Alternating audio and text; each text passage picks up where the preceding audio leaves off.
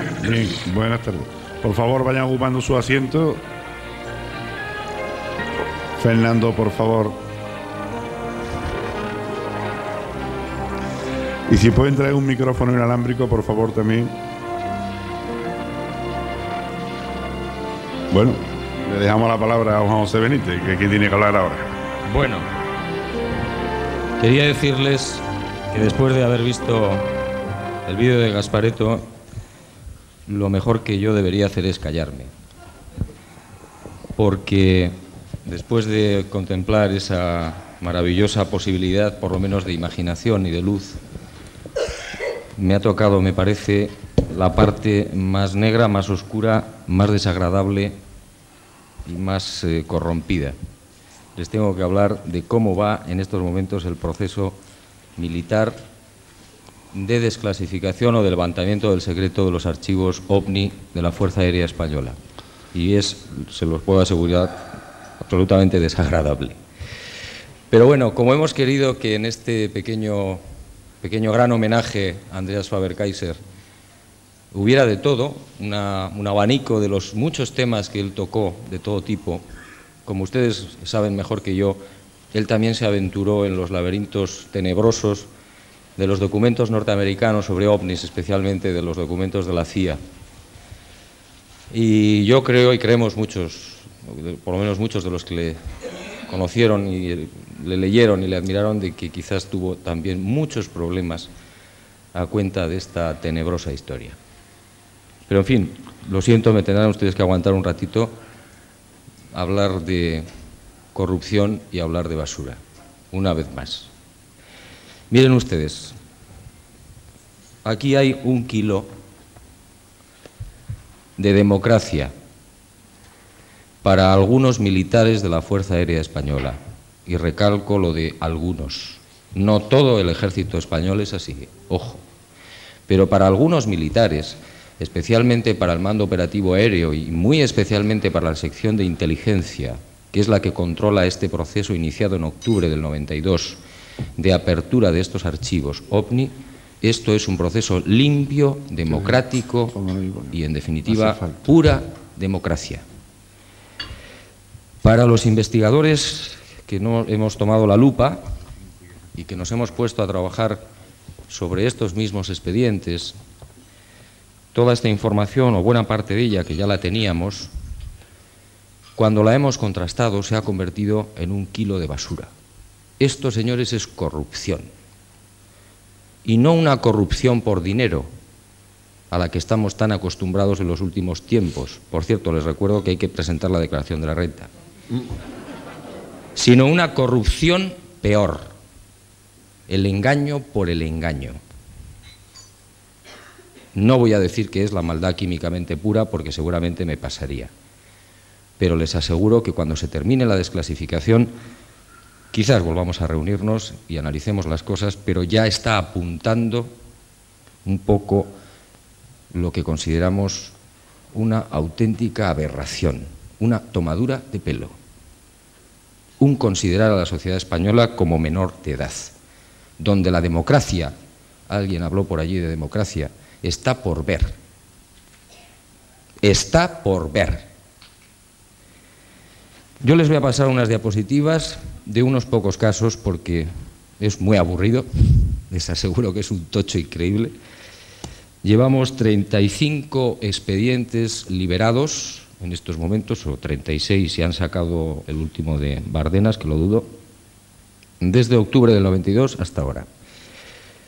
De esos 35 expedientes, aproximadamente, para que se hagan una idea, un 80% más o menos, unos 26 casos más 27, corresponden a fenómenos conocidos. Globos franceses, españoles, Venus, reflejos ópticos, aberraciones, fabulaciones premeditadas, reflejos en radar, chatarra espacial. Bueno, menos Mary Poppins llevamos todo, pero saldrá Mary Poppins. 2 casos son fenómenos inusuales. Oh, aleluya, ¿qué ha pasado aquí? Pues miren ustedes, que fenómeno inusual pueden ser muchas cosas. Y se han quedado tan anchos. 10 aproximadamente, pues hombre, los militares que están estudiando estos expedientes, textualmente, la ausencia de datos no les permite formular una hipótesis justificativa del fenómeno. Bien, este es el panorama. Queda aproximadamente la mitad del proceso de desclasificación de los archivos por salir. Según los militares, según algunos militares, perdón, el archivo tiene unos 60 y tantos casos. Mentira. Absoluta mentira. Yo apuesto ahora mismo a que son más de 100. Hay un alto porcentaje de casos que nunca vamos a ver. Pero esto es democracia. Esto es proceso limpio y democrático.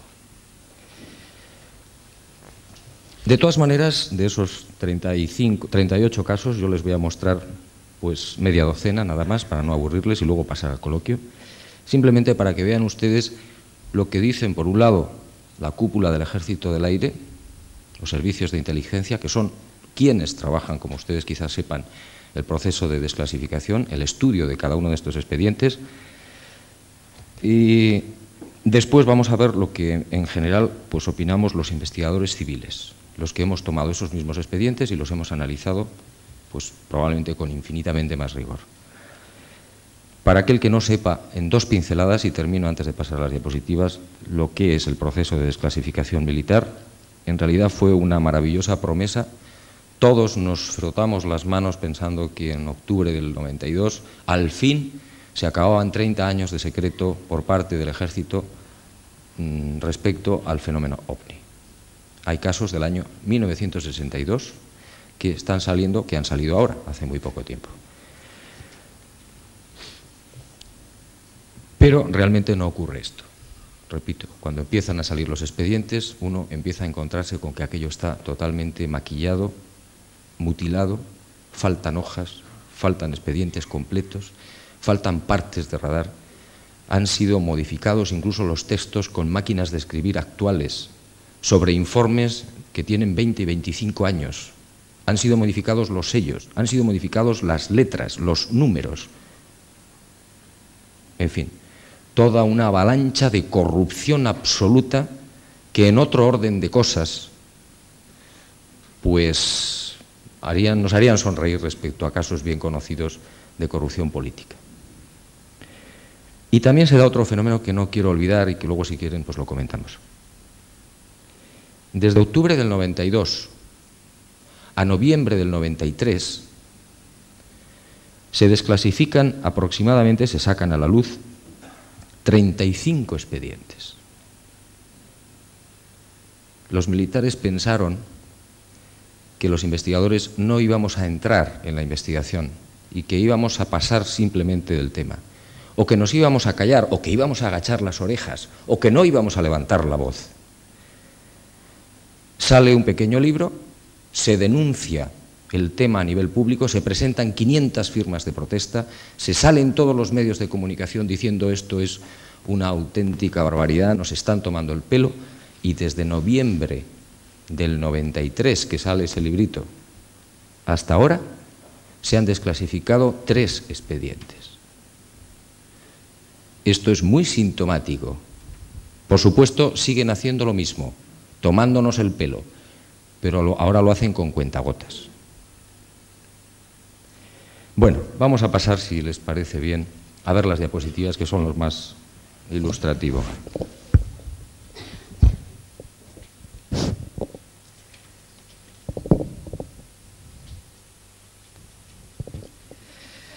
Voy a mostrarles, como les digo, 6 ejemplos, 5 o 6 ejemplos de lo que es lo más importante en el proceso de desclasificación. Por favor, el proyector no está enchufado, ¿eh?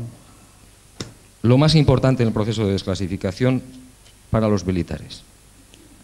Repito que el 80% de lo que ha salido hasta ahora es el planeta Venus, es chatarra, es ilusiones ópticas, aviones, fabulaciones premeditadas, engaños, reflejos en el radar. Esta es una imagen que he querido traer, aunque el bueno de Andreas Faber-Kaiser se le ve un poquito de escorzo. En el Escorial, en agosto del 92, donde junto a Andreas Faber-Kaiser, que miraba atónito al teniente coronel Bastida, que es su inmediato sujeto, miraba atónito por las cosas que nos estaba diciendo este representante del Ejército del Aire, que cumplía órdenes. Por supuesto, a nivel personal nadie puede acusar, creo yo, honrada y objetivamente, al señor Ángel Bastida, teniente coronel de la Fuerza Aérea y responsable del proceso de desclasificación en su primera época, en su primera etapa, ahora ha sido sustituido por otro teniente coronel. Nadie le puede acusar a nivel personal de estar mintiendo, pero sí creemos los investigadores, por lo menos lo creo yo y así lo defiendo, de que nos tomó el pelo a todos en aquel congreso en el Escorial. Dijo que el proceso de desclasificación sería limpio, transparente, que no se ocultaría absolutamente nada y que si había desaparecido algún papel sería consecuencia de algún traslado y de la lógica pérdida en los traslados o de sencillamente pues, que algún general amante de estos temas se lo pudo llevar. Yo jamás, con el paso del tiempo creo que lo hemos ido analizando todos, yo jamás había visto semejante cinismo. Un cinismo absoluto, una tomadura de pelo de la sociedad española increíble. Y eso que es un fenómeno, como digo siempre, marginal y de segunda división, el fenómeno OVNI. ¿Qué no ocurrirá con los dineros, el petróleo, las armas, la política, etcétera? Miren ustedes, aunque estamos hablando de los OVNIs, al final vamos a hablar de cosas mucho más diferentes, pero en fin, no está mal. Bien. Aquí tienen ustedes un modelo, un ejemplo de los documentos de los que aparecen desclasificados y que corresponde a un caso de mayo del 68. Una de las cosas que más nos ha sorprendido a los investigadores y que tiene una gran enjundia y que les invito a que reflexionen sobre ello es que el proceso de desclasificación, es decir, sacar esos informes, esos expedientes de los archivos secretos de la Fuerza Aérea Española, que han estado años y años, no se ha hecho como marca la ley. ¿Y cómo dice la ley que se debe desclasificar un documento? El que sea. Da igual que sea de ovnis, que sea de las pinturas que se pudo llevar Napoleón durante la guerra o cualquier otro tipo de documento que haya sido considerado secreto. Pues la ley dice que debe ser emitido tal cual, desnudo, sin comentarios de gente que, bueno, de ningún momento, en este caso del siglo XX, pues de 1992, 1993, 1994. Bueno, pues no señor, el Mando Operativo Aéreo, el MOA, que es el que firma estos documentos, lo que hace es dar unas consideraciones, unas explicaciones que las pone en cabeza de cada caso. Y en esas consideraciones, en esas explicaciones, nos dice lo que les estoy comentando. Esto es falso. El fenómeno OVNI es una auténtica tontería. Esto es lo que nos ha sorprendido a todos porque no era necesario. Y esto nos lleva a otra cuestión mucho más dura. Aquí, señores, hay algo más. Aquí hay una consigna extraña. Aquí hay un afán de echar por tierra y desmantelar el fenómeno OVNI al costo que sea. Y si no, denme ustedes otra explicación, por favor. En este caso, la explicación es un globo francés.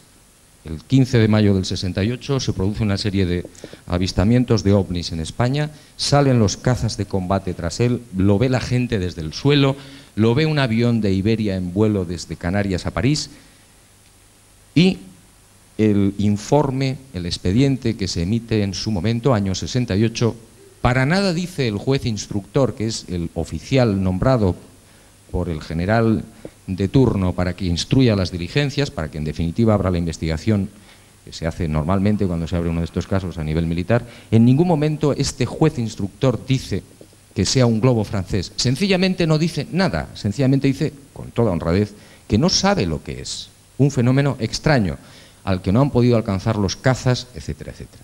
Pues miren ustedes, veintitantos años después, el mando operativo, la sección de inteligencia en Torrejón, en Madrid, nos dice que sí sabe, que es un globo francés estratosférico que ha pasado desde la zona de las Landas, en Aire-sur-la-Dour, en Francia, a España, los Pirineos. Uno de estos objetos, concretamente uno de estos, apareció precisamente por la zona de Lérida, si no recuerdo mal, y de Barcelona. Bueno, pues cuando uno hace las investigaciones pertinentes, se encuentra, este es el final de este encabezamiento del mando operativo aéreo, donde quizás puedan ustedes, lo dudo mucho porque la letra se ve muy mal, pero en este encabezamiento el MOA dice sencillamente que efectivamente fueron globos franceses y nos da incluso el día del lanzamiento, la hora y los volúmenes metros cúbicos de los globos. Pues 2 de ellos son lanzados el 14 de mayo. Esto ocurre el 15 de mayo, por la mañana, hacia las 10:30 a las 11 de la mañana. El lanzamiento de estos globos franceses es aproximadamente, si no veo mal, a las 14 y pico y a las 16:21, hora de Greenwich, tiempo universal. Bueno, pues cuando hacemos las investigaciones, señores, no hay ni un solo globo de esos 2 días de lanzamiento que haya pasado los Pirineos. Ni uno solo. Cuando acudimos a los archivos franceses, nos entregan, aquí tienen ustedes uno de los ejemplos, el vuelo número 51, que pertenece justamente al día 14 de mayo, ahí lo tienen ustedes, a las 16:21. 16:21 es el lanzamiento, con todos los parámetros de este vuelo 51, que es este globo.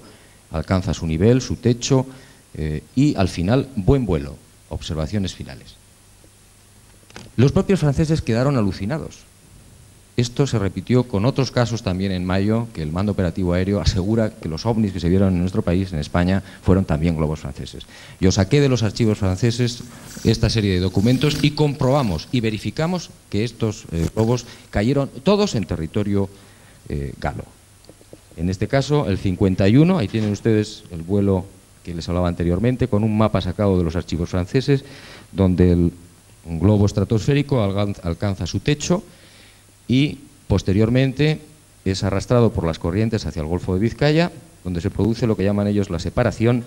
El globo cae, digamos, el soporte, el gran globo, y el instrumental también, merced a un paracaídas, etcétera, una serie de historias que son bien conocidas. Y el globo se deshincha sencillamente y se cae. Hay 2 procedimientos, como ustedes saben, para que esto se produzca en estos gigantescos globos, que tienen incluso hasta 100 o más metros de diámetro, de envergadura.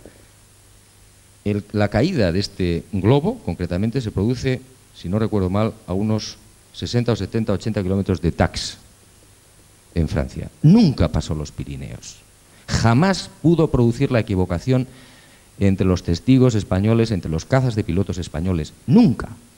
Y sin embargo, el Ejército del Aire pues se queda tan feliz y tan tranquilo cuando en el documento que hemos visto hace 2 diapositivas te dice sencillamente en el encabezamiento del mando operativo aéreo: señores, todos ustedes son tontos, eso eran globos franceses. Y además, ¿quién va a ir a investigar a Francia una salida, un lanzamiento de 1, de 2 o de 3 globos del año 68? Nadie. Pues no, señor, sí hubo quien fue a investigar. Y les ha dejado con una mano adelante y otra detrás. Y realmente no es que eso sea una satisfacción. Les aseguro que hablar de estos temas me causa bastante tristeza, si no ya aburrimiento. Pero creo que todos tenemos la obligación, si conocemos la verdad, o por lo menos creemos que conocemos la verdad, plantearla por delante. Y en esto también nos están engañando. Este es el dibujo más o menos aproximado del ovni que ve el avión de Iberia que va de Canarias a París ese mismo 15 de mayo, que le llaman el control de Madrid para ver si a esas horas de la mañana está viendo el ovni. Efectivamente lo ve. El vuelo no es un vuelo normal, es un vuelo inaugural y va lleno de periodistas y de autoridades de Canarias. El comandante localiza efectivamente el ovni, grande como una plaza de toros, brillante, con patas y muy alto. Pasan por debajo, lo ven, pero antes de llegar a la altura del ovni, el comandante Gaona tiene pues los reflejos. Es decir, si alguien tiene una cámara fotográfica o de vídeo, bueno, en aquellos tiempos no era de vídeo, que pase a cabina. Y efectivamente hay un pasajero que tiene una vieja Super 8, pasa a cabina, se la entrega al segundo comandante y filma aproximadamente 4 minutos del ovni a través de las claraboyas del DC-9, que es este avión. Por supuesto, puesto que estaban conectados ese avión con el Centro de Control de Madrid, y este a su vez, como ustedes deben saber también muy bien, por una línea llamada Caliente, está en conexión con los militares en Torrejón. Automáticamente los militares, que ya habían dado suelta a los cazas, que ya tenían conocimiento desde las 10 de la mañana, 10:30, de la presencia de ovnis en el territorio español, automáticamente le dicen al comandante Gaona de Iberia: confisque usted esa película inmediatamente. Y el comandante Gaona dice: a sus órdenes. Y en vuelo pide al señor González Retuércez, que es el pasajero propietario de la cámara, que entregue la película. El pasajero, por supuesto, se niega. La película es suya, la cámara es suya. Entregará una copia cuando le parezca oportuno. Y ahí se queda la historia. El comandante de Iberia lo comunica a Torrejón, al mando de la defensa entonces. Aterrizan hacia las 3:30 de la tarde en París. 1 hora aproximadamente después están en el Hotel Hilton, todo el pasaje. Allí está esperando un teniente coronel de la Fuerza Aérea Española, que es el agregado aéreo militar en la embajada nuestra en París, con 2 funcionarios. Exige la película, delante de testigos, uno de ellos el entonces gobernador civil de Las Palmas y otras personalidades. Y el pasajero se sigue negando y les dicen: tendrá usted que acompañarnos a la embajada. Eso significaba la retirada del pasaporte. O entrega usted la película o le retiramos el pasaporte. Por supuesto, el pasajero entregó, como ustedes pueden comprender, año 68, la película. Ahí tienen ustedes al pasajero. Actualmente vive en Sudamérica. Este hombre hizo todas las gestiones habidas y por haber para recuperar la película. Nunca lo consiguió. Sin embargo, fíjense ustedes qué sorpresa. El Ejército del Aire saca a la luz este expediente del año 68 y en uno de los párrafos, no les quiero agotar, el expediente es increíble, tiene de todo. En uno de los párrafos se dice, más o menos: prestándose el pasajero libremente a colaborar en la entrega de la película. El subrayado no es mío, es del Ejército. ¿Esto es democracia? ¿O esto es cinismo? La película además desaparece a los pocos días cuando desde Torrejón es trasladada al antiguo Ministerio del Aire. Están los sellos de entrada en la Secretaría de Estado Mayor y en una serie de secciones hasta que llega a la sección 3ª, 4º negociado. Señores, ahí se pierde la película. Hasta hoy. Da la casualidad, claro, de que en el año 68 toda la 3ª planta del Ministerio del Aire estaba ocupada por los norteamericanos, que también habían salido ese 15 de mayo del 68 con 2 de sus propios cazas de Torrejón. Así que ya se pueden ustedes imaginar dónde está la película. En el expediente, naturalmente, el señor Bastida, no se lo he puesto para no agotarlos, dice, con el enorme cinismo que caracteriza a la sección de inteligencia de cualquier país: por muchos esfuerzos que hemos hecho, no hemos podido encontrar la película. Y ahora quiero mostrarles un documento que es también muy significativo y que les debe alertar a todos ustedes y sobre todo a aquellas personas que alguna vez hagan fotografías de ovnis o películas de ovnis.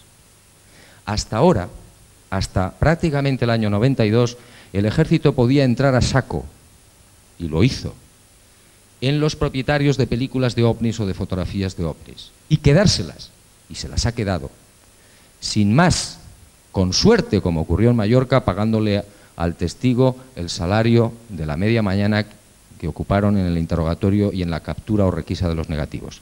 Pero en el año 92 emiten una normativa secreta, este papel está robado, que se llama la IG 45. Y en esa normativa, el propio Ejército hace una especie de planning para sus propios oficiales de cómo se deben comportar frente a un caso ovni, cómo deben investigar. Y entre otras cosas dicen qué se debe hacer con lo que ellos llaman los soportes gráficos, es decir, las fotografías. Yo se lo he marcado y ahí dice sencillamente, en una, repito, normativa secreta de régimen interno que solamente es válida para los propios oficiales, jueces, instructores que van a ser del Ejército del Aire. Sencillamente, los soportes gráficos que que pudieran existir no pueden ser exigidos ni confiscados.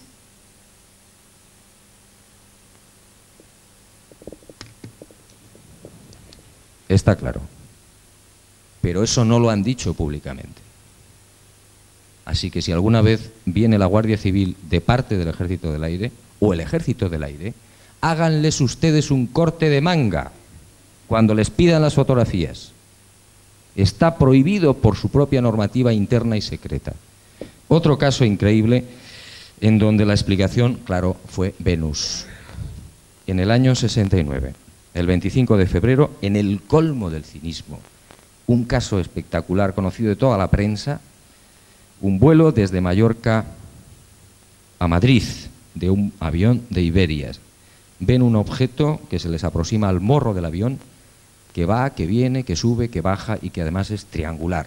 Conectan con todas las torres habidas y por haber, Barcelona, Valencia, y por supuesto con los radares militares de Alicante, Aitana, Rosas, Puigmayor, Mallorca, etc.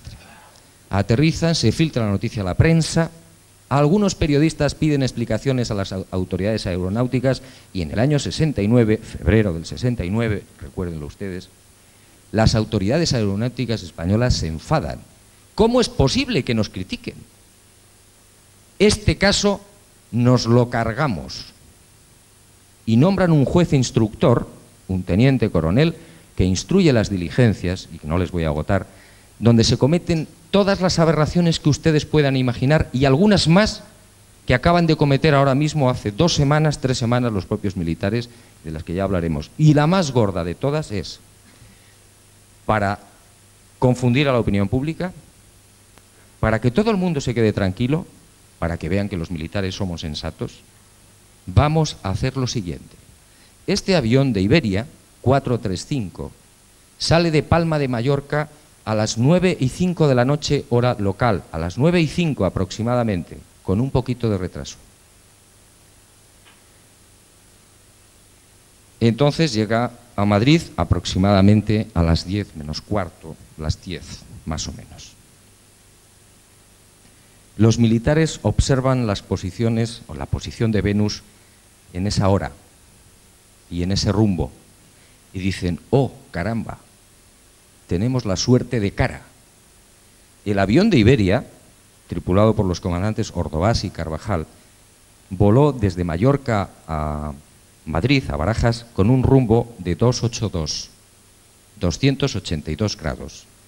Y miren ustedes, a las 9:19, Venus tenía rumbo 282. Dicen, ya está, Venus, esta es la nuestra, es imposible. Lo tenían en el morro. Lo que ocurre, y este es el gran fraude, es que no dijeron a la opinión pública entonces, y hoy el MOA ha aplaudido la decisión de engañar a la opinión pública en el 69, la ha aplaudido. Lo que no dijeron es que esas 9:19 de la noche no eran locales, sino lo que se llama, como ustedes saben, tiempo universal, hora de Greenwich, la hora Zulú, la hora Z, es decir, 1 hora menos. Me explico, las 9 de la noche locales, en febrero del 69, corresponderían a las 20, es decir, las 21 locales corresponderían a las 20 horas Z, hora de Greenwich. Si ustedes colocan en la información, en ese expediente que tienen ahí marcaditos con círculos, todos los círculos, toda la hora está en 21 Z, 21 Greenwich, 21 tiempo universal, no es la hora exacta del despegue del avión de Iberia, sino 1 hora antes. ¿Por qué? Porque la hora real del despegue del avión de Iberia no les encajaba en sus malditos cálculos. Y mintieron. Y además, en el último párrafo de este informe tienen el descaro, está subrayado, decir que el fenómeno observado por el avión de tal ha sido exhaustivamente estudiado tanto por organismos civiles, Centro de Estudios Interplanetario CEI de Barcelona, como por militares. Mentira. Sí por militares, de la tercera sección, el último párrafo. Pero los organismos civiles no fueron consultados nunca. Solo 2 organismos civiles recibieron 2 cartas pidiendo la posición del planeta Venus y un parte meteorológico al Servicio Meteorológico Nacional. Eso no es una investigación. Y el CEI no se enteró nunca por parte del Ejército del Aire de que se le hubiera pedido una investigación oficial en serio en marzo del 69. ¡Nunca! Esto, señores, es un fallo del Servicio de Inteligencia. Porque el CEI, mejor dicho, 2 de los vampiros del CEI, son los que están suministrando esta información falsa a los militares desde el principio. Suministrando secretamente la información viciada, falsa, y encima son civiles. Y encima son supuestos investigadores. Uno es de Valencia y el otro es de Sabadell. Y si quieren luego decimos los nombres, porque ya está bien.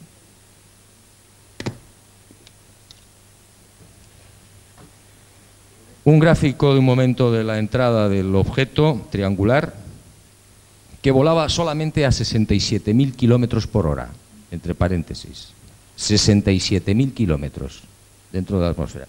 Y aquí tienen ustedes la comprobación de lo que les digo.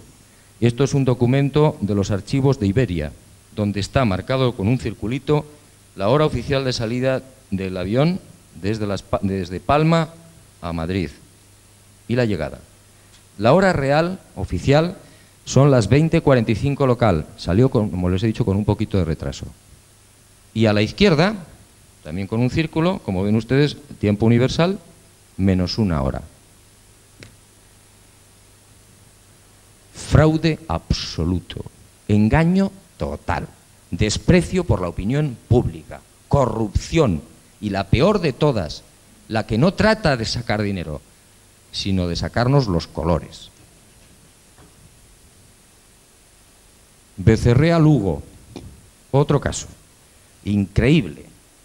El 2 de abril, si no recuerdo mal, del año 69, se produce a las 8 de la noche, en este pueblecito de la provincia de Lugo, un avistamiento de un testigo que va a un automóvil y ve a la derecha de la carretera un objeto en forma de bala de cañón con una gran luminosidad. Incluso da una serie de descripciones de cómo se ve en el objeto, en esa bala de cañón, una serie de divisiones que parece, pues, trocitos como de grafite, me parece que recordar, que decía. Bueno, pues estos señores, sin hacer ninguna investigación, dicen, este señor lo que vio fue un reflejo luminoso en piedras de granito.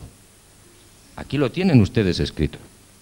Y uno se queda muy mosqueado. Ahí lo tienen, reflejos, posibles reflejos luminosos en piedras de granito. Y resulta que hay un gran investigador, Marcelino Requejo, en esa zona, que yo no sé si ha llegado a venir, que inicia unas primeras investigaciones. Yo este caso todavía no lo he tocado a fondo, pero él sí lo ha hecho y es un excelente investigador y ha descubierto cosas como estas. No solamente no ha habido investigación, sino que además nos siguen tomando por tontos. El avistamiento se produce a las 8 de la noche. Señores, el 2 de abril del año 69, el sol se puso a las 19:40. A las 8 menos 20. Es decir, a las 8 de la noche no podía haber reflejos del sol en un objeto que estaba por debajo de la línea de las montañas que ya habían tapado ese sol. Incluso dudo mucho que 20 minutos después la claridad que pueda quedar en el horizonte pueda provocar esos reflejos de una manera tan espectacular como para hacerle a este hombre parar incluso el automóvil y verlo con esa claridad. Sin embargo, el expediente dice que se produce visión descendente limitada, dicen los militares, absolutamente falso. Según este investigador, la visión era perfecta desde el lugar donde para el automóvil. Pérdida de línea de visión perfecta, totalmente falso. El automovilista ve el objeto durante los 200 metros que ocupa dentro de su automóvil ese campo de visión, para y ya no lo ve, ya ha desaparecido. Tercer dato importante, el cielo estaba nublado. Y aquí tengo los expedientes con los boletines de los Servicios Nacionales de Meteorología, si alguien lo quiere comprobar. Y por último, por supuesto, lo que les digo. El sol se pone a las 19:40 y esto se ve y se observa a las 8. Y por último, señores, no hay peñas graníticas en la zona, es pura vegetación, ni siquiera debajo hay peñas graníticas. ¿Pero qué está pasando aquí? El objeto tal y como lo describe el testigo.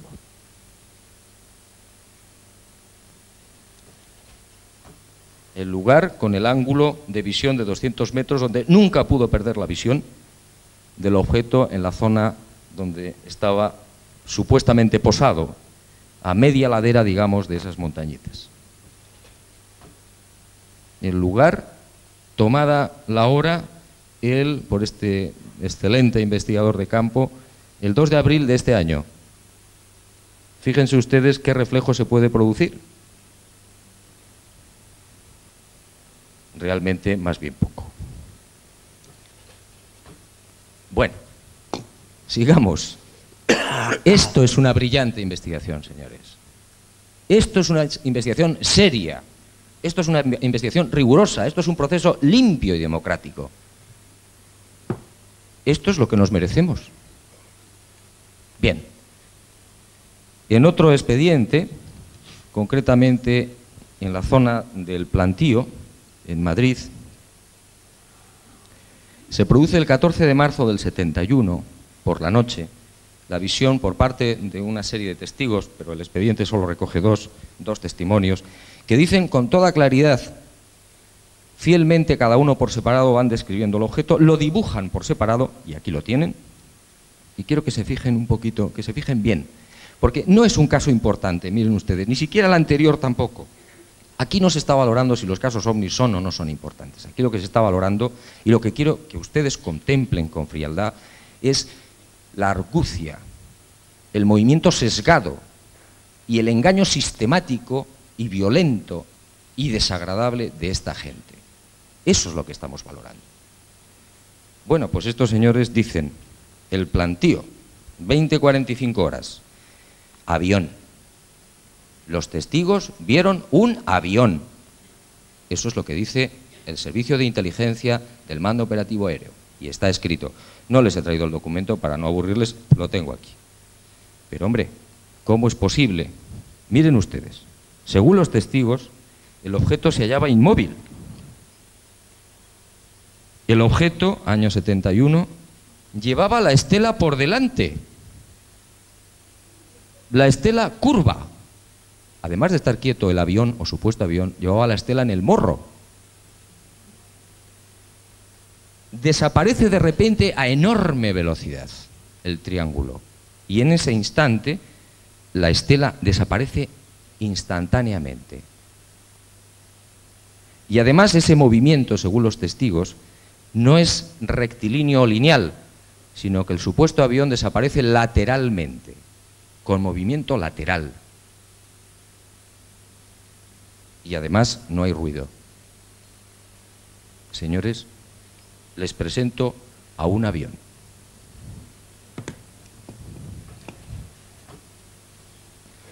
Sevilla, un caso que conoce muy bien, entre otros que están aquí, Julio Marbizón Preney.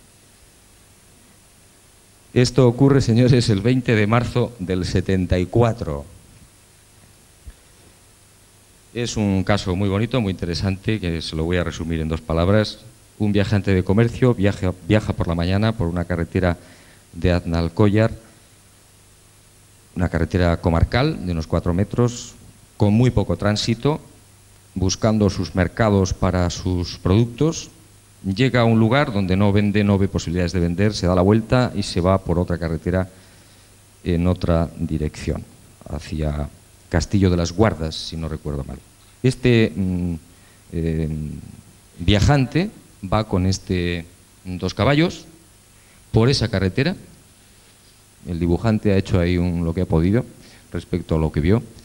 Y en un momento determinado él nos cuenta a la Guardia Civil, cuenta a todos los testigos que lo interrogaron, cuenta incluso a los militares del Ejército del Aire que instruyen el caso, que hacen la investigación, que en un momento determinado ve por el rabillo del ojo como algo entra en una vaguada, cae en una vaguada. Él, en su primera idea es que allí se ha producido un accidente aéreo, para el coche, camina unos metros por el bosque bajo que hay en esa zona y llega efectivamente a una vaguada bastante amplia, donde observa, según él, una enorme, gigantesca nave, más o menos de ese porte, a muy poca altura del suelo, no llega a tocar el suelo, se queda alucinado. Él tiene al principio la idea de que podría ser un hangar de los de aviación, pero claro, inmediatamente él rectifica mentalmente y dice, pues ¿cómo es posible que aquí haya un hangar?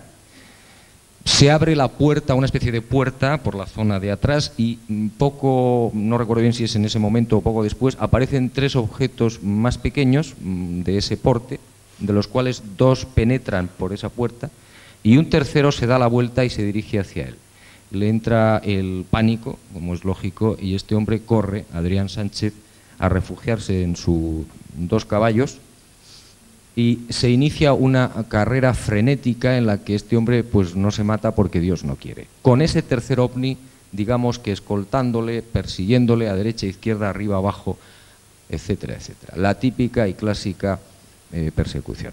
Este hombre al final llega a un caserío, llama a gritos con el claxon a la gente, bueno, no acuden, luego entra en otra casa, al final ya en un estado de excesiva nerviosismo, de excitación, consigue que le acompañen, va a ver a la Guardia Civil le toma interrogatorio, bueno, el típico jaleo propio de alguien que realmente ha visto algo verdaderamente increíble.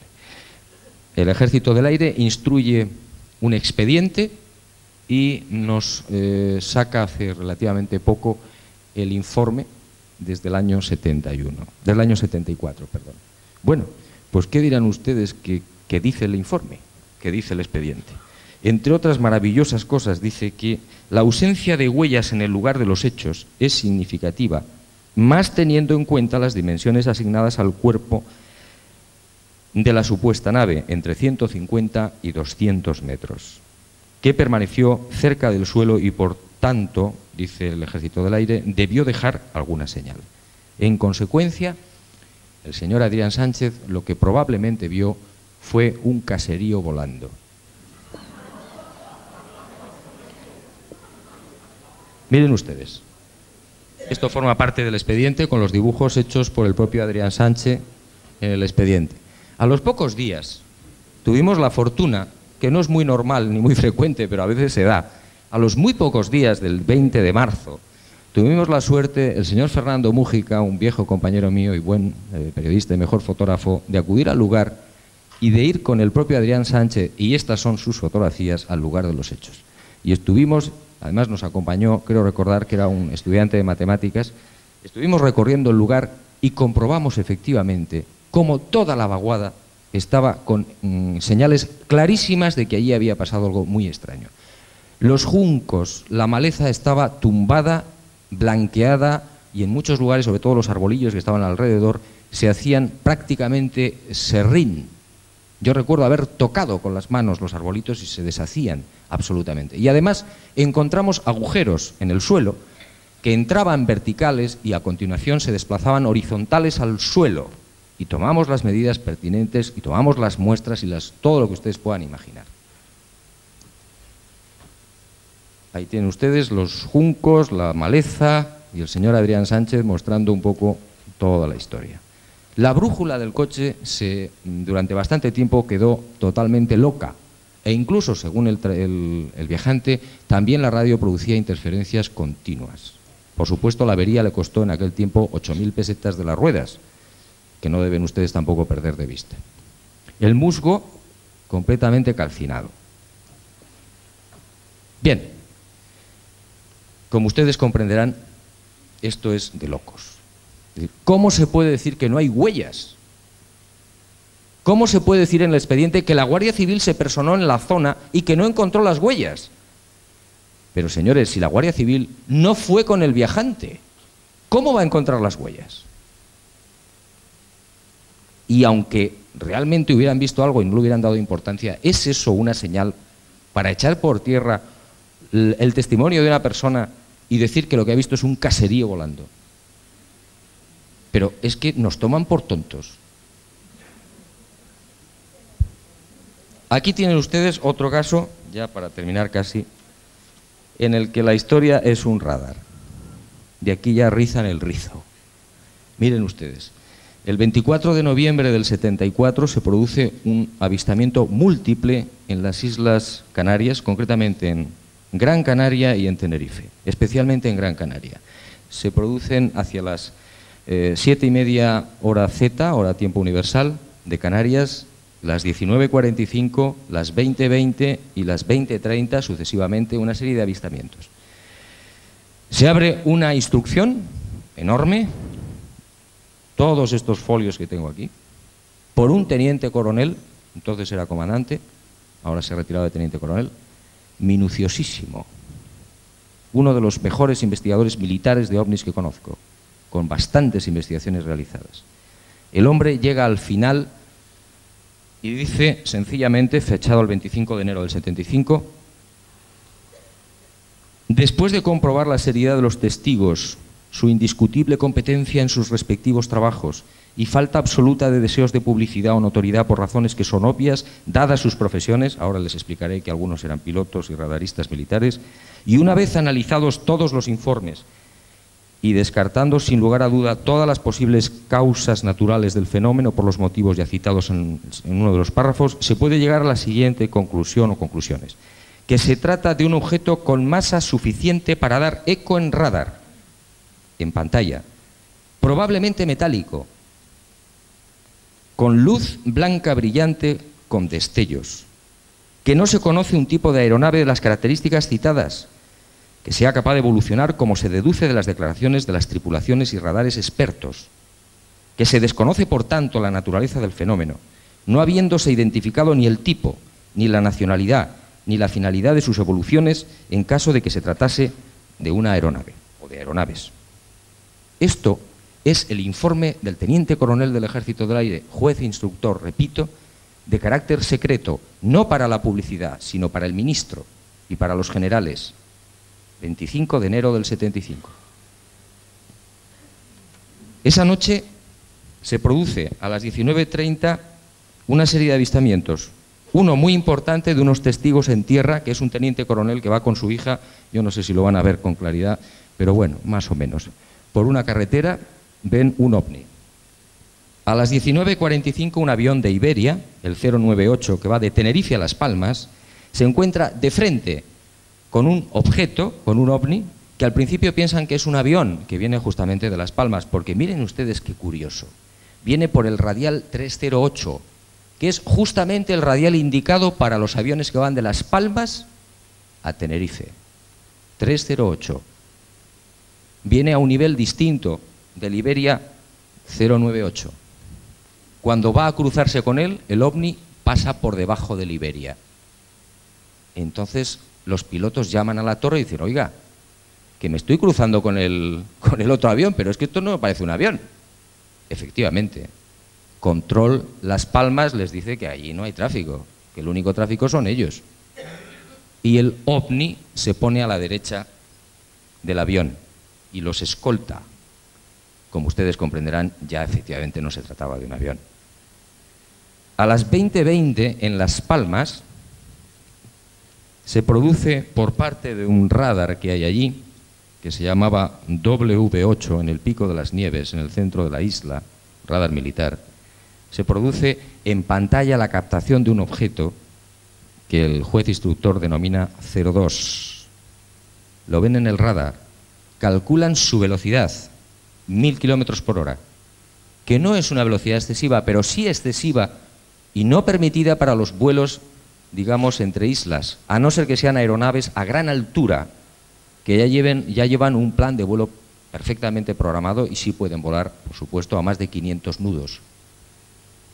Y de repente el ovni, el 02, captado por la pantalla de radar, visto por los radaristas, se coloca en el centro del asentamiento de radar, de las bolas del radar, y desaparece lógicamente del radar porque hay un cono ciego en esa zona, como ustedes saben, que no permite captar a los objetos.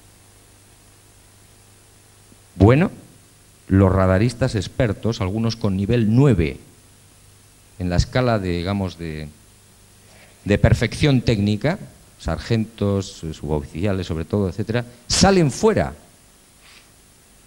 y efectivamente ven que sobre el centro de la isla, encima del radar, se está produciendo una cosa muy rara, y es que hay un objeto que empieza a girar, que empieza a dar vueltas, que da destellos y que está quieto. Señores, permanece 8 horas encima. 8 horas. El asunto es tan interesante que incluso uno de los suboficiales, probablemente chusquero, le pone al ovni un centinela. Y el pobre centinela aguanta las 8 horas. A las 20:30 ese radar también capta otro eco. Esta vez en Tenerife. Un avión de Iberia, aquí lo tienen, que va hacia Tenerife. El avión de Iberia ve, mejor dicho, el radar ve cómo hay otro eco, otro ovni, otro no identificado, el 03, que se mueve con rumbo sur. Llega a hacer estacionario y vuelve hacia el noroeste o norte prácticamente.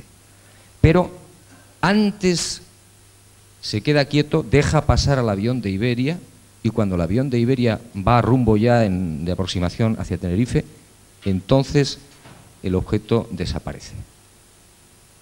Bien, esta es un poco la secuencia más o menos, hubo mucho más del asunto. Bueno, pues llega el Ejército del Aire, estudia esto, deja con el culo al aire al teniente coronel y dice sencillamente, bueno, este es otro de los informes del juez instructor, donde se ve resumido toda la secuencia, tanto el ovni captado por el radar, como el avión de Iberia primero, que es escoltado por la derecha por el ovni, como el otro avión que va hacia Tenerife, donde el ovni baja y sube, deja pasar a la Iberia y luego se va. Bueno, pues todo esto, señores, captado en radar por expertos, por militares, visto por tripulantes, por pilotos expertos, todo esto, señores, no es absolutamente nada. Esto en realidad, ahí tienen ustedes el primer folio de este asunto, pues esto no es más que lo siguiente. Vamos a ver si cazo el párrafo exacto, porque me gustaría leérselo con exactitud. Sencillamente dicen que no hay constancia de la presencia física de un objeto en esa noche en las Canarias, si soy capaz de ubicarlo, pero bueno, está por aquí. Pero no sabemos, aquí está, me parece. Después de un exhaustivo examen tal, en que no hay elementos de juicio para asegurar que existiera un objeto físico en los cielos del archipiélago. Pero asimismo, esta investigación tampoco puede evaluar con seguridad la causa, origen o características de los hechos relatados. Es decir, no hay objeto físico en el cielo, pero no sabemos lo que es. Señores, esto es genial. Y han dejado a su propio juez instructor con el culo al aire, con perdón. Bueno, ya para terminar, el caso conocido muy bien en Cataluña, 31 de marzo del 93, donde ya, pues estos señores nos toman por el pito del sereno. Ustedes saben que ese 31 de marzo del 93, entre la 1 y las 3 de la madrugada, se produce una serie de avistamientos de ovnis por buena parte de Cataluña, Baleares, Mediterráneo, Alicante, Castellón, Francia, Inglaterra e Irlanda, si no recuerdo mal. Ven ovnis por todos los lados, de todos los colores, quietos, encima de los campanarios, encima de los barcos, con forma de tren. Aquello es la locura. La policía llama, deja de llamar, las emisoras. Bueno, en Barcelona se volvieron todos locos, bueno, un desastre. Resulta que a los pocos días un organismo francés, que como decía muy bien, si no recuerdo mal, no, eso fue en el programa de Guijarro, ya me estoy armando un lío. Javier Sierra. Bueno, este es el documento que saca el NES francés, un organismo de seguimiento de chatarra más o menos espacial, y dice sencillamente que no, que todo eso que se ha visto es chatarra espacial, ¿para qué nos vamos a liar? Y que además corresponde a un satélite, a la tercera fase de un satélite ruso, el Cosmos 2238, que fue lanzado desde la antigua Unión Soviética aproximadamente a las 18 hora local, creo recordar que pone en la traducción francesa. Bueno, ¿y ahí se queda la cosa? No, no señor, ahí no se queda la cosa. Observen ustedes este detalle. For España. Ya sé que a muchos de ustedes no les dirá nada. Esto es un fax pasado desde Toulouse, de donde procede este organismo, a la fábrica de Almusafes en Valencia, donde trabaja un famoso vampiro valenciano, que es el que suministra esta información a los militares. Ahí lo tienen. Ahí tienen una de las muchas pruebas. For España. Y esto sirve a los militares españoles, al MOA, para editar este informe. Sin ninguna investigación, solamente con el fax que acaba de llegar de Toulouse, que ha pasado por Almusafes, Valencia, y se ha ido derecho a Madrid. Chatarra espacial, dice el comunicado de la Fuerza Aérea Española, con la mayor desvergüenza. Y además, fíjense ustedes que por aquí dice, aspectos destacables, no hubo detectado el objeto identificado. Vamos, en algún sitio de estos dos párrafos, que no veo bien, dice que no hubo motivo para una investigación exhaustiva. Meses después, muchos investigadores catalanes y no catalanes hicieron un rastreo exhaustivo y les aseguro que hubo casos de avistamientos de ovnis ese 31 de marzo del 93 a cientos. A cientos. En el primer mapita que yo les he mostrado venían, para no aburrirles, unas de las series de horas de Francia y de España que no corresponden a la entrada, como dice el ejército, de chatarra espacial. Bueno, pues esta es la historia. Nosotros llamamos a los Estados Unidos, aquí tienen ustedes una carta del NORAD, norteamericano, y llamamos a los rusos. Los primeros, los norteamericanos, dicen que es imposible que se detecte la reentrada de una chatarra espacial porque en el momento que entra en las altas capas de la atmósfera se pulveriza y por tanto es imposible el seguimiento. Antes sí, pero en el momento de la reentrada a 100 kilómetros por lo menos no. Los rusos dicen más. Dicen, señores, es imposible lo que dicen los franceses y es imposible lo que dicen los españoles, porque el lanzamiento de ese satélite nuestro se produjo no a las 18, sino a las 2 de la tarde hora local española. 2 de la tarde, pero ¿cómo es posible si los ovnis fueron vistos a la 1, a las 2 y a las 3 de la madrugada de ese 31? Y por último ya, para que vean ustedes cómo nos engañan, todo esto que les he estado explicando un poquito son las manipulaciones. Esto es la verdad. Esto es lo interno. Esta es la normativa IG 45, algunos de los folios donde el juez instructor recibe órdenes pertinentes de cómo se debe comportar a la hora de investigar un fenómeno. Y, por ejemplo, le dice, confidencial, observen ustedes, esto es secreto. Podría ir a la cárcel quizás por esto. Confidencial, efectos secundarios. Si el testigo sufrió durante o después de la observación efectos de tipo tal, fisiológicos, pues si sufrió parálisis, problemas oculares, auditivos, no sé qué, no sé cuántos, y le da toda una normativa. Abajo exactamente igual, si tuvo efectos paranormales, cambio de carácter, distorsión del tiempo, otros, pérdida de memoria, pérdida de cordura, shock, nerviosismo, pánico. Se consultó a algún médico. Fíjense ustedes lo que están leyendo. Es decir, los expedientes nos están mintiendo y la normativa interior de ellos mismos, los militares, para sus propios jueces instructores, nos está diciendo, bueno, por si acaso, o no por si acaso, contemplen ustedes todo esto y alguna cosa más.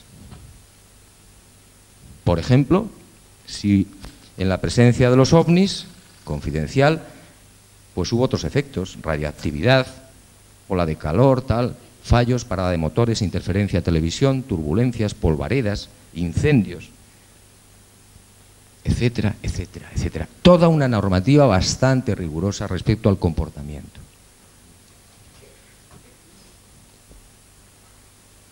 Incluso se habla de seres asociados. ¿Creen ustedes que esto es normal? Seres asociados a los avistamientos de ovnis. Ahí tienen ustedes, esto no lo he escrito yo. Confidencial. Seres asociados con el fenómeno. La altura, apariencia, vestimentas y el ser, los tripulantes llevaban tipo, color, material, bolsillo, botones, casco, máscara, gafas, formas de entrar y salir de la nave. Pero oiga, si es Venus.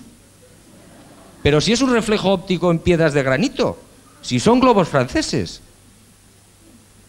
si son caseríos volando.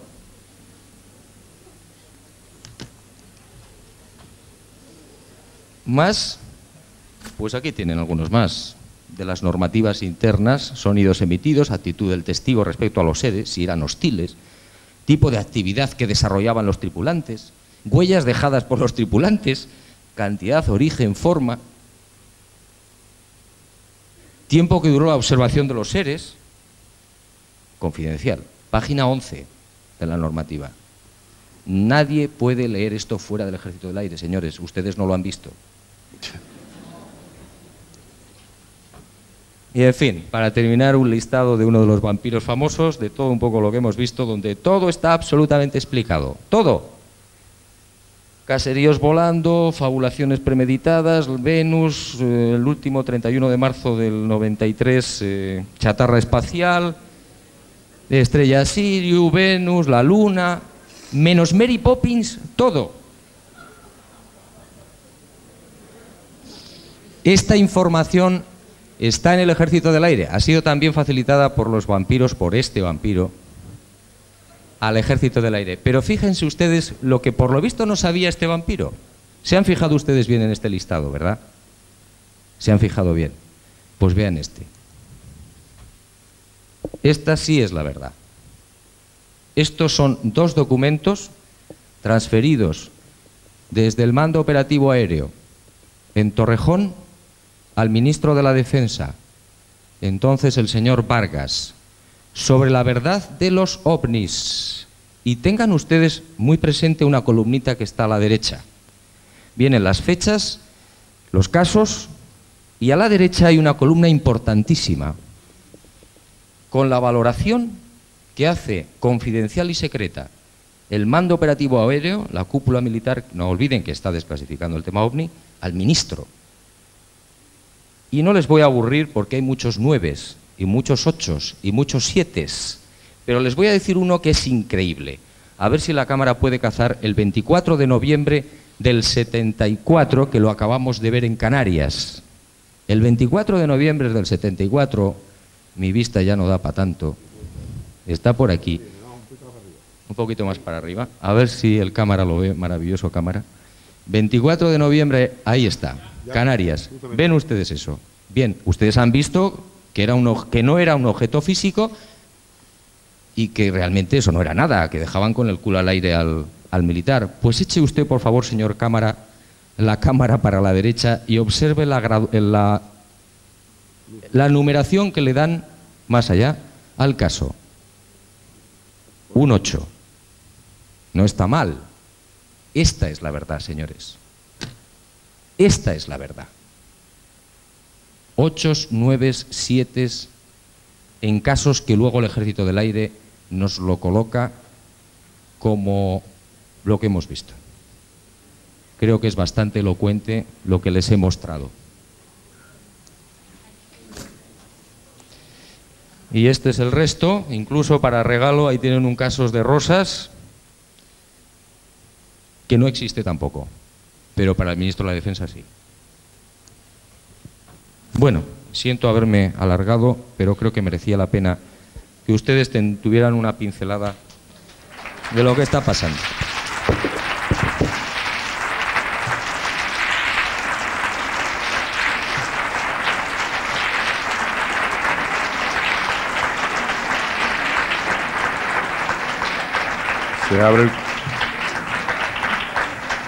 Se abre el coloquio.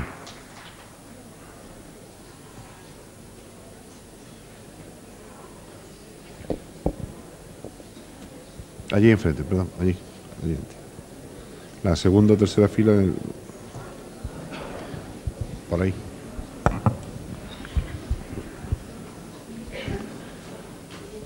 Sí, sí, sí.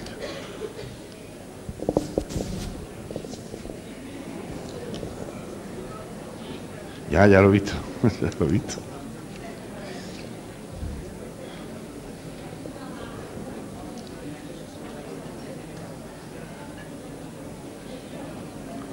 Por favor, ¿puede preguntar? Sí.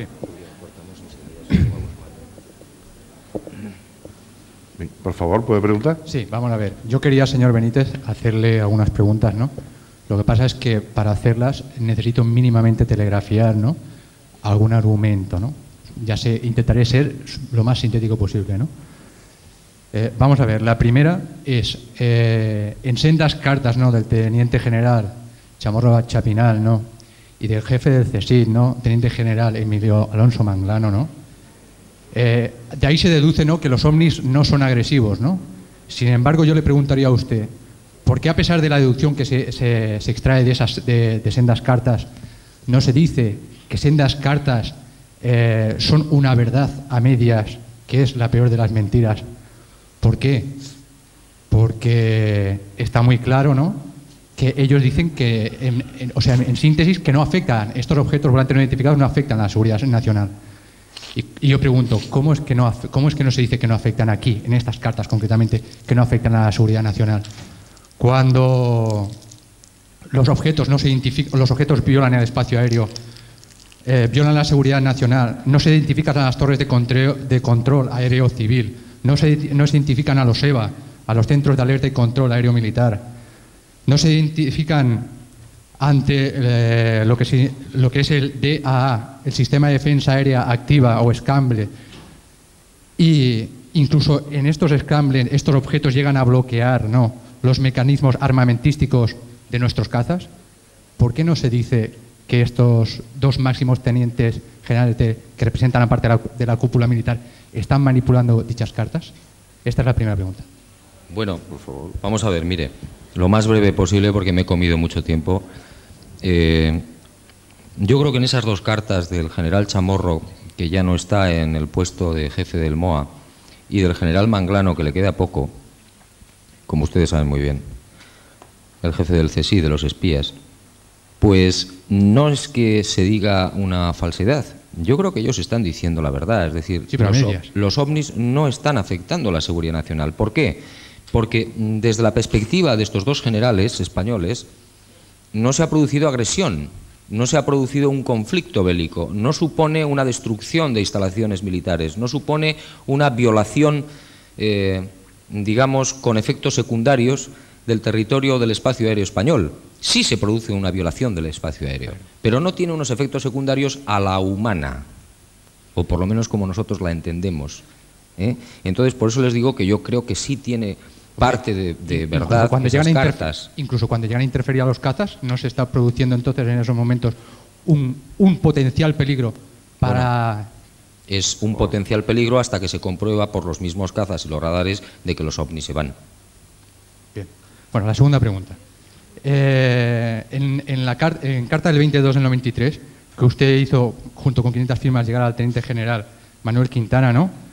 Allí en la primera parte estoy totalmente de acuerdo con usted, la denuncia clarísima, ¿no?, y bueno, que a todas luces le hace a la cúpula militar, ¿no? Pero en la segunda parte dice usted, tenemos la obligación de informar, ¿no?, que el CEI, o sea, que nuestros amigos que usted comentaba antes, Vicente Juan Ballester Olmos y Juan Plana Cribillén, que son los máximos responsables, ¿no?, tenemos la obligación de informar que es una estructura, ¿no?, o una institución momificada. Yo pregunto, ¿tenemos esa obligación moral cuando el MOA manipula y engaña a la opinión pública amparándose en parte de las conclusiones de estos dos señores y del CEI? No. Y el gran fallo en este caso del MOA es no haber calculado la torpeza y la ineptitud de dichas conclusiones. Bueno, mire usted, yo creo que cuando la opinión pública no tiene conocimiento, porque no tiene por qué tenerlo, de una cosa tan puntual como es de que un organismo como el CEI, hasta hace prácticamente 3 meses, estaba momificado, y a raíz precisamente de este movimiento ha empezado un poco a resurgir tímidamente, haciendo conferencias y un boletín que paga la Generalitat, creo, o subvenciona parte la Generalitat, pues tenemos la obligación moral, por lo menos a ciertos sectores de la opinión pública que siguen estos temas, de decirles, señores, ojo, todas o casi todas las versiones y las impresiones que están sacando... A la opinión pública sí, pero al ejército no, cuidado. No, si en realidad esa carta va dirigida al ejército, pero sobre todo a la opinión pública. Bueno, entonces... Y la prueba es que el ejército ni nos ha contestado. Ya. Bien, entonces, tenemos la obligación moral de decirle a la opinión pública, oiga, ojo, que parte de los militares que están trabajando, si no todos, en la desclasificación, se están apoyando en unas informaciones viciadas. Todo eso de los globos franceses y otras informaciones y los reflejos ópticos y los reflejos en radar, y etcétera, etcétera, están proporcionados por estos dos señores y sobre todo por el vampiro valenciano. Vamos a decir las cosas con claridad. Y esto es lo triste. Y esto lo tiene que saber la gente de una vez. Tercera pregunta. ¿Piensa usted Por favor, ejercer algún tipo... Oiga, hay mucha más gente que quiere hacer ¿Me preguntas. permite una última pregunta? Ha dicho 2 y va por 3. No he especificado cuántas. ¿Piensa usted ejercer algún tipo de acción legal contra el Ejército del Aire y contra el CSIC? Porque si así es, aquí tiene un humildísimo colaborador que firmará 1 y 1500 veces si hace falta. Mire usted, vamos a esperar a que se concluya el proceso completo de desclasificación militar, que como han visto, de repente ha sufrido un frenazo increíble. Vamos a esperar a que concluya. Creo que, vamos, no exagero si echamos por lo menos 1 año y pico todavía para que terminen de salir los otros 30 y tantos expedientes que dicen tener. Después, si sigo vivo... Esperemos que sí. Sí, esperemos. Entonces haremos todas las acciones legales pertinentes que se puedan hacer. Incluso fíjense ustedes que alguna de las personas que ustedes conocen por los últimos acontecimientos en la prensa ha sido metida en prisión por falsificación de documento público. No olviden ustedes que estos documentos son propiedad del contribuyente español. Esto es una investigación pagada por nosotros, todos. Si esto está falsificado, habrá que ver si legalmente y jurídicamente esto también puede ser considerado documento falsificado, falsificación de documento público, entre otras cosas. Muchas gracias. Aquí delante. Por favor, micrófono. Micrófono aquí delante, por favor.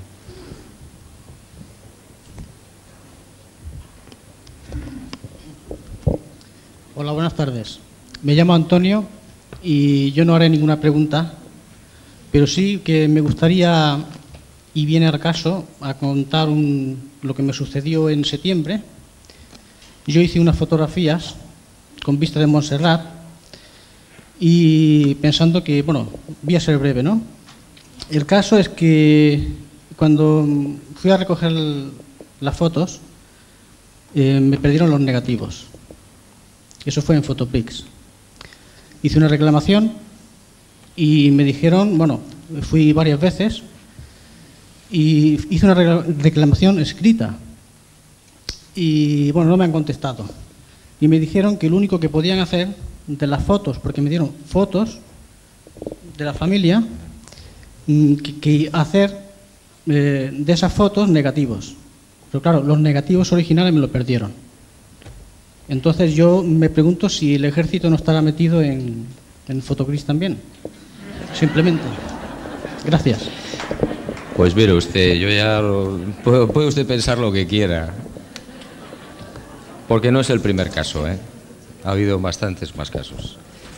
Ha habido cantidad de casos incluso que se los ha llevado el Ejército del Aire y hasta hoy. Y nunca más se supo. Pero bueno, eso habría que investigarlo, o por lo menos tratar de investigarlo, porque a lo mejor tiene allí en esa casa de fotos a un aficionado al fenómeno OVNI y se los ha llevado a su casa. No sé. Hay otra vez, por favor. Referente al ejército ¿Se español, podría poner de pie? ¿no puede ser también que el ejército español no sea culpable y venga de las Naciones Unidas, por ejemplo? Esa es una excelente pregunta y me alegro que me la haya hecho porque se me había ido el santo al cielo. Antes les he comentado que todo esto tiene que obedecer algo. Miren ustedes, los militares, sobre todo los que están trabajando en la desclasificación, son pilotos de combate. Es decir, gente técnicamente muy preparada, muy competente. Muy competente. Y están cumpliendo órdenes. Y esas órdenes no vienen sencillamente del capricho de un generalito. Eso es una consigna y algún día nos enteraremos. Y algún día nos enteraremos. Y una consigna que viene probablemente de un sitio que tiene forma de pentágono o de la OTAN. Se abre una desclasificación en un país y se observa el fenómeno psicológico de sus consecuencias y repercusiones. Y además, si se puede, se desmantela el tema. No hay otra explicación para semejantes barbaridades y las que quedan por salir. Bueno, siento haberme comido un poco el tiempo del siguiente, pero se me ha ido el santo al cielo. Les agradezco muchísimo la atención y espero que nos veamos en otra oportunidad. Gracias.